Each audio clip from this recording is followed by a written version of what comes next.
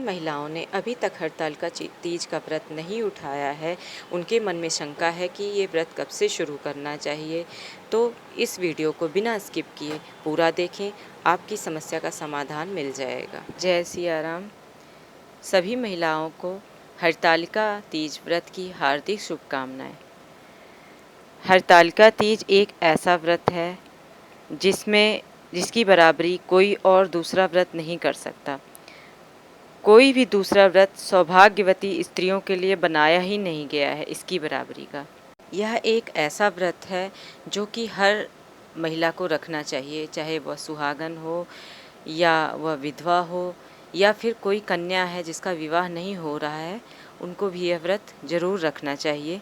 लेकिन किसी कारणवश अगर कोई महिला या कोई कन्या जिसने कि अभी तक इस व्रत को शुरू नहीं किया है, विवाह के बाद भी अभी शुरू नहीं किया है, तो इस वर्ष एक ऐसा संयोग बन रहा है जिसमें सभी स्त्रियां, सभी कन्याएं यह व्रत शुरू कर सकती हैं। क्योंकि इस वर्ष ऐसा विशेष संयोग बन रहा है जिसमें सूर्य मघा नक्षत्र में है। तो हरतालिका तीज व्रत का महत्व विशेष हो गया है मघा नक्षत्र की वजह से।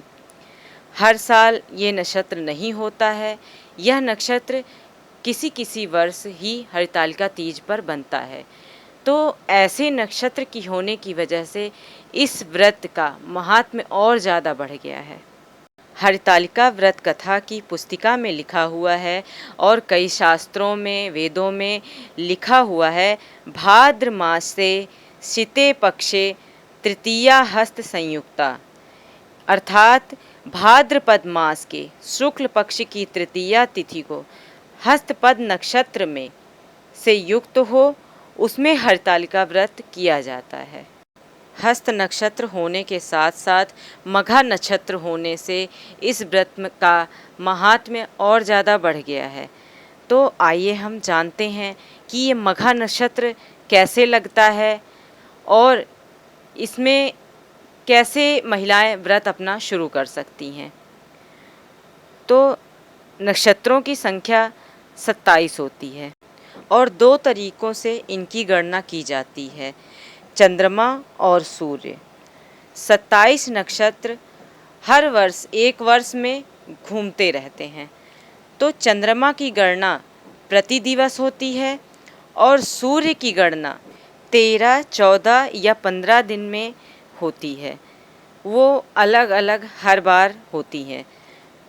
तो इस हिसाब से 27 नक्षत्रों के हिसाब से ये अपने आप आगे पीछे होते रहते हैं। कभी सूर्य में, चंद्रमा में ये अपने आप ही आगे पीछे होते रहते हैं और उसी से हर तीसरे वर्ष घूमने के हिसाब से अधिक मास लग जाता है। चंद्रमा की गणना से जब नक्षत्र 24 घंटे के आसपास रहते हैं तो 27 दिन में पुनः वही नक्षत्र आ जाता है।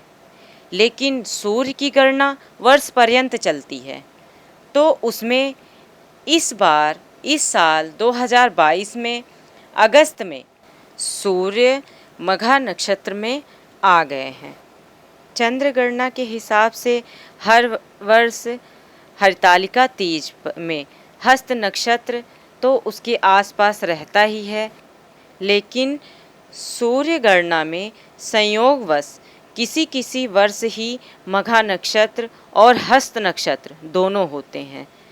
बाकी वह अपनी चाल वर्ष पर्यंत चलते रहते हैं। किसी किसी वर्ष मघा नक्षत्र सूर्य की गणना से हरतालिका तीज के समय आ जाते हैं, जिसका महत्व बहुत विशेष बताया गया है। मघा नक्षत्र में मेहंदी से श्रृंगार करके भाद्रपद मास में गंगा जी में स्नान करने से अखंड सौभाग्य की और व्रत के विशेष फल की प्राप्ति होती है। तो इसलिए सभी कुंवारी कन्याओं को और सुहागन स्त्रियों को मघा नक्षत्र में व्रत अगर उन्होंने शुरू नहीं किया है तो शुरू कर देना चाहिए। तो इस वर्ष ऐसा संयोग बन रहा है, तो जो भी महिलाएं या जो भी कन्याएं व्रत रखना चाहती हैं लेकिन अभी तक उन्होंने ये व्रत शुरू नहीं किया है, तो इस वर्ष वो अपना व्रत शुरू कर सकती हैं।